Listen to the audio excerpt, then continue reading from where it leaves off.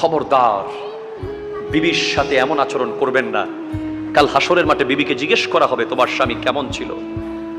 বিবির কথা মতো সিদ্ধান্ত হবে আপনি জান্নাতে যাবেন না জাহান্নামে যাবেন। বিবিকে সেই পাওয়ার দেবেন কে? আরো জোরে বলেন কে? বিবিকে মহব্বত করার দায়িত্ব দিয়েছে আল্লাহ আপনাকে, ঠিক কিনা বলেন? অনেকে মাসকে মাস বছরকে বছর দেখা যায় প্রফেশনাল ব্যস্ততা, ব্যবসা নিয়ে ব্যস্ত, চাকরি নিয়ে ব্যস্ত, প্রফেশন নিয়ে ব্যস্ত, বিবির দিকে তাকানোর টাইম নাই। আসে শুধু বিবির কাছে রান্না কি হইছে দেখার জন্য।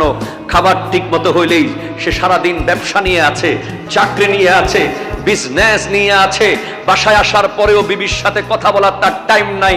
ঘন্টার পর ঘন্টা মোবাইল ফোন নিয়ে ব্যস্ত, বিবির দিকে তাকানোর টাইম নাই।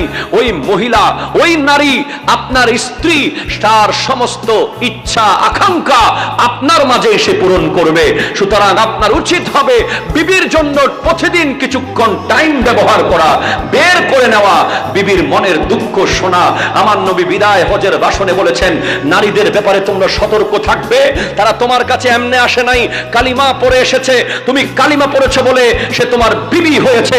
আল্লাহর কালিমাকে সাক্ষী রেখে তুমি তাকে বিবি বানিয়েছো। তার খাবার দেওয়ার দায়িত্ব তোমার, তার ভরণ পোষণ দেওয়ার দায়িত্ব তোমার, তাকে অন্ন বস্ত্র বাসস্থান নিশ্চিত করার দায়িত্ব তোমার। তুমি ইচ্ছে করে যদি সেই দায়িত্বে অবহেলা করো, আমার নবী তোমাকে ছাড়বে না। ঠিক কিনা কথা বলে?